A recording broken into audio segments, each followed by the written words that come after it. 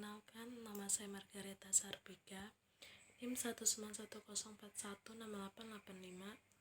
kelas A2 Manajemen Pagi, mata kuliah Manajemen Operasi 2, dosen Adi Mursalin SEMM. Studi kasus 1. Diketahui masalah penugasan produksi kue perusahaan Si Coco, yang mana dibantu oleh 4 karyawan diantaranya Paijo, Paijah, Wanto, dan Wanti, yang akan diperdayakan di bagian adonan, memasak, memotong atau membentuk dan mengemas, dengan rincian upah per hari Rp1.000 sebagai berikut. Karyawan Paijo, pekerjaan adonan 65, memasak 50, memotong 60, dan mengemas 70. Karyawan Paijah, pekerjaan adonan 55, memasak 45, memotong 60, dan mengemas 55. Karyawan Wanto, pekerjaan 50, memasak 60, memotong 75, dan mengemas 70. Karyawan Wanti, pekerjaan adonan 40, memasak 55, memotong 65, dan mengemas 60. Tentukan pengalokasian optimal pekerjaan ke karyawan agar diperoleh biaya upah paling murah. Selesaikan masalah penugasan di atas menggunakan metode Hungarian. Penyelesaian pertama, meminimalkan.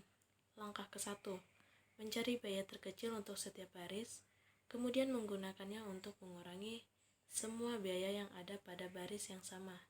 Dengan langkah ini, maka diperoleh hasil. Sebelumnya, Paijo 65, 50, 60, dan 70. Paijah 55, 45, 60, dan 55. Wanto 50, 60, 75, dan 70. Wanti 40, 55, 65, dan 60. Sesudah, Paijo 15, 0, 0, dan 10. Paijah 10, 0, 5, dan 0. Wanto 0, 10, 15, dan 10. Wanti 0, 15, 15, dan 10. Langkah kedua, memastikan semua baris dan kolom sudah memiliki nilai 0, dan ternyata kolom 4 dan 5 belum memiliki nilai 0.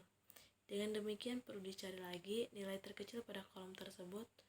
Untuk selanjutnya digunakan untuk mengurangi semua nilai yang ada pada kolom tersebut atau kolom yang sama. Dengan demikian ini maka diperoleh hasil. Sebelum, Paijo 15, 0, 10, dan 20. Paijah 10, 0, 15, dan 10. Wanto 0, 10, 25, dan 20. Wanti 0, 15, 25, dan 20. Sesudah, Paijo 15, 0, 0, 10, Paijah 10, 0, 5, 0, Wanto 0, 10, 15, 10, Wanti 0, 15, 15, 10. Langkah ketiga, memastikan atau mengecek lagi tabel penugasan. Apakah sudah memiliki nilai 0 yang sesuai dengan jumlah sumber daya yang juga tercermin dengan jumlah barisnya. Misalnya, jika ditugaskan adalah 4 karyawan, maka harus ditemukan nilai 0 sebanyak 4 buah yang terletak di baris dan kolom berbeda. Sebaiknya dimulai dari baris yang hanya memiliki satu nilai 0. Langkah ini mengandung arti bahwa setiap karyawan hanya dapat memegang satu peran atau pekerjaan. Langkah keempat, karena belum optimal, maka langkah selanjutnya adalah menarik garis yang menghubungkan minimal 2 buah nilai 0 seperti diperlihatkan pada tabel di bawah ini. Nah, langkah kelima, perhatikan nilai-nilai yang belum terkena garis. Pilih nilai yang paling kecil atau dari tabel di atas adalah nilai 1. Kemudian, nilai 1 tersebut dipergunakan untuk mengurangi nilai-nilai lain yang belum terkena garis, dan gunakan untuk menambah nilai-nilai yang terkena garis ganda. Dengan langkah ini, maka diperoleh hasil. Agus 0, 4, 0, 6, Budi 0, 1, 4, 2, Cecep 6, 0, 1, 0, Didi 2, 2, 0, 0. Langkah ke-6, apakah sudah ditemukan nilai 0 sejumlah atau sebanyak sumber daya yang juga tercermin dengan jumlah barisnya, atau mulai dari baris yang hanya memiliki satu nilai 0. Dan ternyata tabel penugasan di atas sudah berhasil ditemukan 4 buah nilai 0 atau sejumlah karyawan yang akan ditugaskan yang berbeda di baris dan kolom berbeda, Artinya tabel penugasan di atas sudah optimal. Kesimpulan, Joko dialokasikan pada tugas mengiris 24, Wati dialokasikan pada tugas menggoreng 17, Budi dialokasikan pada tugas mengemas 17, Ani dialokasikan pada tugas mengupas 19, totalnya menjadi 77. Maka pengalokasian optimal pekerjaan terhadap 4 karyawan tersebut adalah 215 dikali 1000 sama dengan 215.000 per hari. Kasus studi 2. Seorang manajer pemasaran ingin menempatkan 4 orang salesman di 4 daerah pemasaran produknya. Penempatan salesman tersebut didasarkan pada perolehan nilai keuntungan yang diperkirakan akan diperoleh oleh setiap salesman di setiap daerah pemasaran berdasarkan prestasi kerja mereka saat ini dan pengenalan terhadap masing-masing daerah pemasaran tersebut.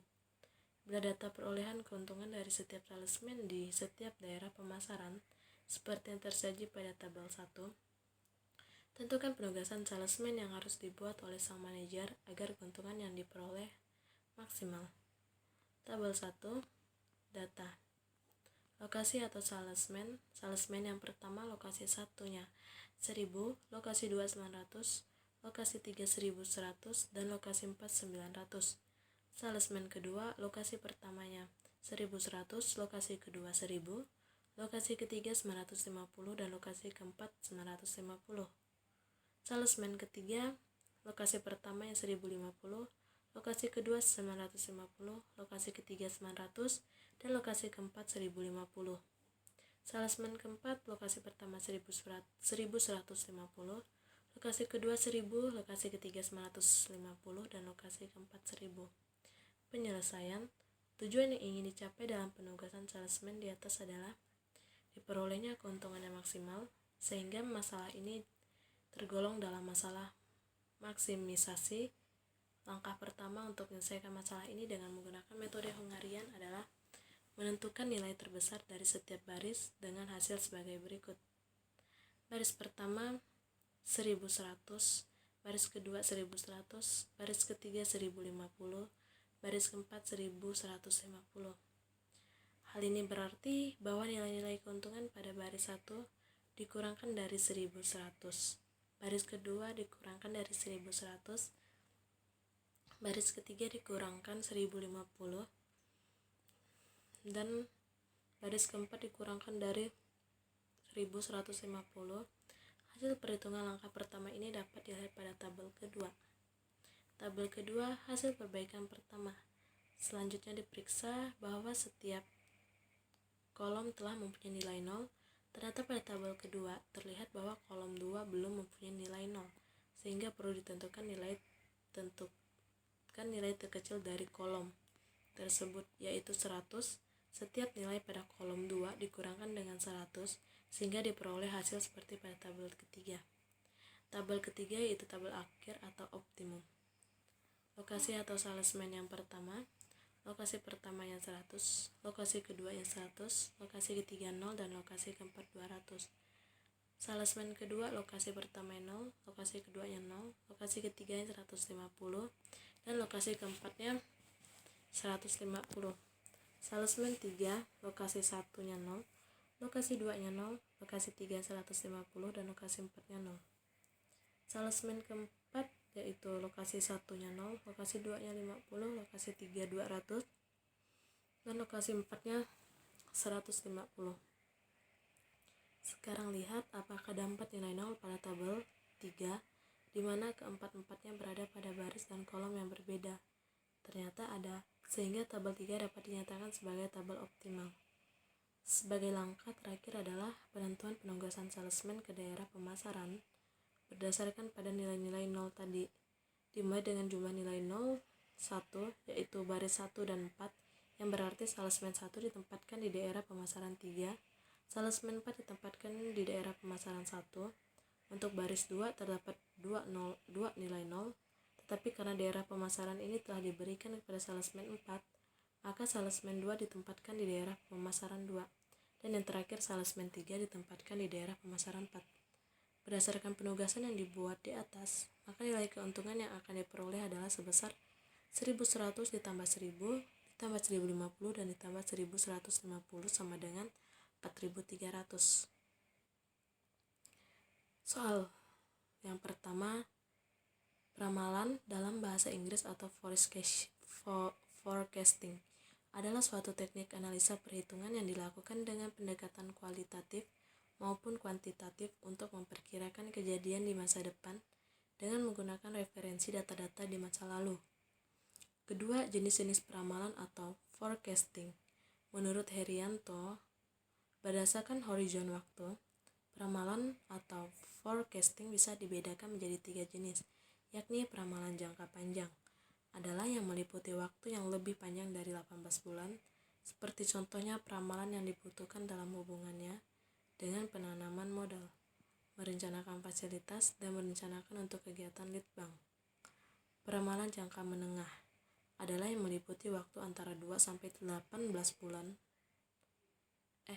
antara 3 sampai 18 bulan, seperti contohnya peramalan untuk merencanakan penjualan, merencanakan produk, dan merencanakan tenaga kerja tidak tetap.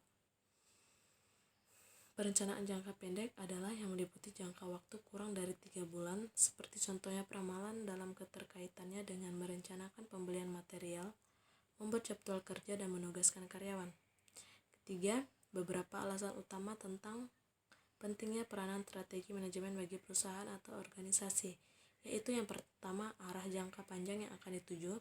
Kedua, membantu perusahaan atau organisasi beradaptasi pada perubahan-perubahan yang terjadi. Ketiga, membuat suatu perusahaan atau organisasi menjadi lebih aktif. Keempat, mengidentifikasi keunggulan komparatif suatu perusahaan atau organisasi dalam lingkungan yang semakin beresiko. 5, aktivitas yang tumpang tindih akan dikurangi. 6, keengganan untuk berubah dari karyawan lama dapat dikurangi. 7, keterlibatan karyawan dalam perubahan strategi akan lebih memotivasi mereka pada tahap pelaksanaannya. Dan ke-8, kegiatan pembuatan strategi akan mempertinggi kemampuan perusahaan atau organisasi tersebut untuk mencegah munculnya masalah di masa mendatang. Keempat, pendekatan peramalan. Terdapat 2 jenis pendekatan dalam peramalan menurut Heiger dan Render adalah antara lain dapat diuraikan sebagai berikut.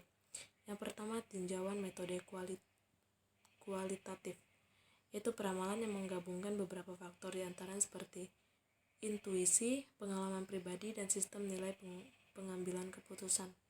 Kedua, tinjauan metode kuantitatif, yaitu peramalan yang menggunakan berbagai model matematis yang menggunakan data historis dan variabel kausal untuk meramalkan penjualan. 5. 8 tahap dalam melakukan peramalan adalah sebagai berikut. Yang pertama, menentukan tujuan dari peramalan. Kedua, memilih item yang akan diramalkan. Ketiga, menentukan horizon waktu peramalan. Apakah jangka panjang lebih dari 1 tahun, jangka menengah 1-12 bulan, atau jangka pendek 1-30 hari. 4. Memilih model-model peramalan. 5. Memperoleh data yang dibutuhkan untuk melakukan peramalan. 6. Validasi model peramalan. 7. Membuat peramalan. Dan ke-8, implementasikan hasil-hasil peramalan. Sekian jawaban-jawaban yang dapat saya sampaikan. Saya ucapkan terima kasih.